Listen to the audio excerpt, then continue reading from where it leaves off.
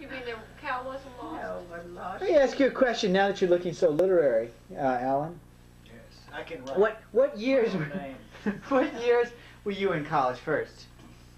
1940 something? Well, I dropped out of high school in 1943, Uh-huh.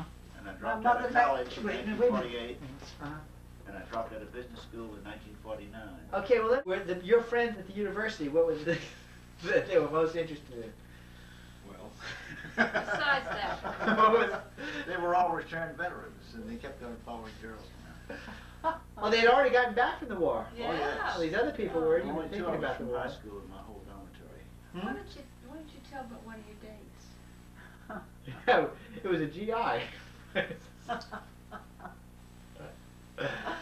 Well, there was one night I belched all the way through a date. It was a dinner date. Uh-huh. Well, what did you have for dinner, Al? I don't know. It was cheap at the cafeteria. Let me see. Then there was, oh yes, one of my most fabulous evenings Uh-huh. was with the daughter of an old boyfriend of my mother's. And we went down to the French Quarter. Who was that? And we're not mentioning names. Oh, And so really? I was used to these watery drinks in the French Quarter. But my mother's old boyfriend knew all the people, and they all served us these double bourbons and everything. And so this young lady and I, who were together, chaperoned, of course. And so after the end of the evening, as we all drove home, I threw up all the way from all the way up St. Charles, all the way up Bourbon Street, and all the way up St. Charles Avenue, and all the way up whatever. And all the way up the steps of the project. We were living in the project at That's the right. time. Oh, you mean it was a double date? And she was a debutante that year. Oh my And she was word. going to invite him to all the parties. She didn't back Alan then? didn't want, no, she didn't want to go. I went to one. You went to one. And Grandfather's Tales. But I got up and left. Why, Didn't you even like have to the throw up. drinks? Didn't even have to throw up. No, Why a did friend you was in town, and I finally decided I couldn't take this. And so I apologized and left before the dancing started. And I went and joined Buford Ray and Richard. And Well, I we went to it, see yeah. Stormy's mother. Remember Stormy's mother? Stormy had left town, so the nightclub had gotten Stormy's That's a mother to stripper. the dance act. Uh-huh. Well, I was invited to a debutante party in New York City when I was in college, and I wore a tuxedo and cowboy boots. Oh. Well, for It this, made a big hit. for this They had night, to we shoot. thought that Buford, as the guest, was going to pay because Richard and I didn't have any money. And when the time came to settle the bill, Buford pulled out a little half pint, or a pint half full of Jack Daniels and offered it to the waiter in lieu of the bill, and we ran. And I was wearing grandfather's tails. You were wearing grandfather's tails? Yes. Oh, you had to go home and change? Oh, gracious. Which grandfather? Grandfather Brian? Yes, yes. Why did he have tails? Was that something? Oh, everybody had to have them to go to the opera and to go to the different parties and everything. They wear them for the opera too, was it still? Well, they Or was did it the That was debutante? great. All the, the carnival balls. They all wear Uh-huh. tails. Did They really Scott were have his Oh, own, or did yeah, he even wear when I the was same one? Scott, Scott. I had to wear tails. It's the rented only them. times I ever wore them, yeah. He rented. Did you rent them? Yeah, I rented them. Yeah, I didn't. What did they wear? Did they wear gloves? They still probably wear White gloves, tails. yeah. I wouldn't be a bit surprised if they still wear Of course they do. I trust this will be heavily edited. Why? No one ever sees these things, you know. Do you think anybody would sit down and watch all this stuff? Except us, the people in the family? We'll show you some of the other ones that people Yeah, let's, I'd like to see some. I want to hear a little bit more about Alan's early times. Yeah, I want to hear about your college Tell days. about living at the Alexanders. I heard a story from Tell Harry about the Brunch time about that you. you, that I the, lived that at the, the Alexanders, and they were 150 years old each. Huh. And Miss Nellie would forget to wash the coffee cup, put his ashes in. That was the first time I drank coffee. I always wondered later why the coffee didn't have ashes in it. Uh-huh. I got It's up used on a to high drinking hill. it that way. Uh-huh. And I slept in an unheated room under lots of blankets. And I didn't see daylight for 3 months because I was working at night. I just run up the hill What did you do at night? at the railroad station. he was the, Oh, this is when you were in college? 16 years old, honey, before Oh. he went to college. This was when I was a high schooler for a year. Tell about the time that you were holding up the order, and just as the train came down the track, you got just a little nervous and you stepped back and what the engineer said to you? Well, there were numerous times during World War II, which I personally extended for 6 months, when the train missed the order as it went by.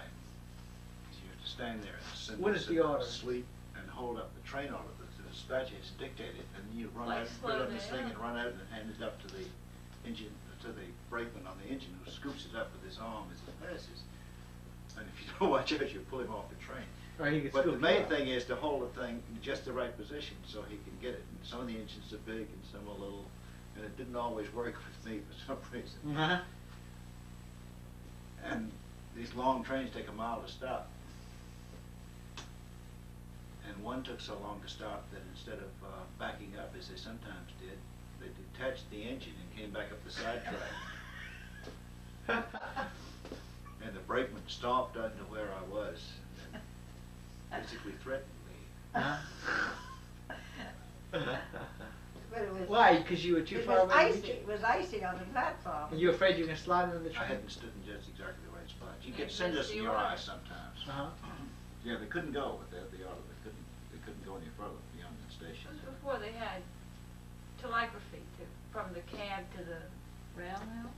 And another time I knocked a Pepsi Cola over and on the telegraph instrument and shot it out of the whole subdivision. There was no communication for a while. The whole James River. And another time I got the stove too hot and it popped the fuse boxes which were close to it. That did about the same. I've been Well, talking I'm glad about- that you did your service to the country. I've been telling everybody how The Germans responsible owe me a lot of person he was money. at 16 and he was in charge of a whole round table there at Woodbury. Well, listen, that's nothing to what I did. Yeah. I mean, sorry, I don't mean to brag or Well, anything. just what we mentioned Williamsburg. In Yeah. Williamsburg, Yeah. I rented, I roomed at a place where they took all my ration tickets. Yeah. But this man was known as the meanest man on the railroad. And he was so mean that he wouldn't even flush the toilet in his own home. And he's the one who was walking through the railroad yard one day and he saw a hazard sticker on a tank car of chlorine and he tore it off and says, "Those jackasses, everybody knows you drink chlorine in drinking water." Oh, for goodness Isn't that sakes. something? His name was Garrett. Well, just tell one more time, the time that you were in there by yourself on a dark and stormy night and you saw these faces coming at the window. It was an escaped lunatic. Oh, well, it was the night that the lunatics did escape. Uh-huh. And everybody was sort of worried that this would happen. And instead of being the escaped lunatic, it was another lunatic who was a friend who was passing by and decided to drop in to visit. But the way he approached the station was to come shouting at the top of his, well,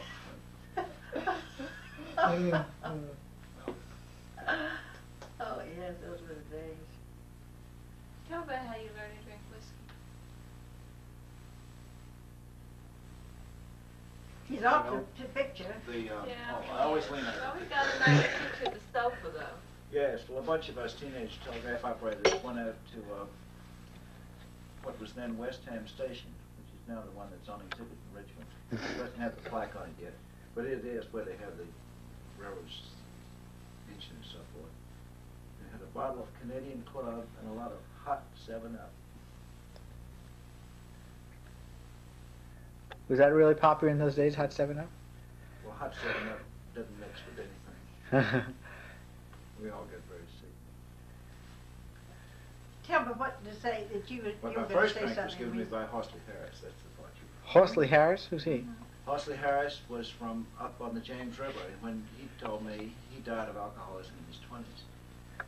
But while he was still alive, and giving me my first drink of whiskey, he told me about his youthful days of coming down to Richmond to be a telegraph operator. Now he stayed at this boarding house, and he was sitting on the front porch, and this girl invited him to take a shower. Uh-huh. And Horsley says, "Why, hell," he says, "I'd never even taken a shower by myself."